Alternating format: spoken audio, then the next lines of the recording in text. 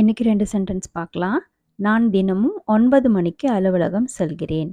मैं रोज 9 बजे दफ्तर जाता हूँ. मैं रोज 9 बजे दफ्तर जाता हूँ. जाता हूँ இது நிகழ்காலத்துக்குரிய வாக்கியமா இருக்கு. இங்க ஜாத்தா அப்படிங்கிறது வினைச்சொல், ஆண்பால் ஒருமைக்குரிய வினைச்சொல்லா இருக்கு.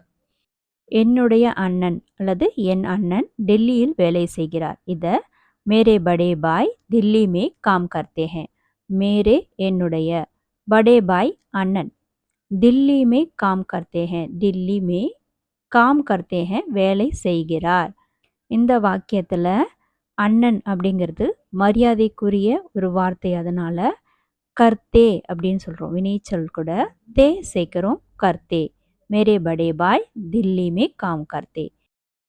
நிகழ்கால வாக்கியத்தில் ஆண்பால் உரிமையாக இருந்தால் வினைச்சொல் கூட தா அப்படிங்கிறத சேர்க்கணும்.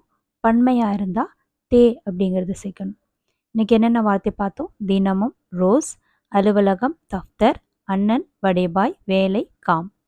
வினைச்சொற்கள் செல்லுதல் ஜானா, செய்தல் கர்ணா.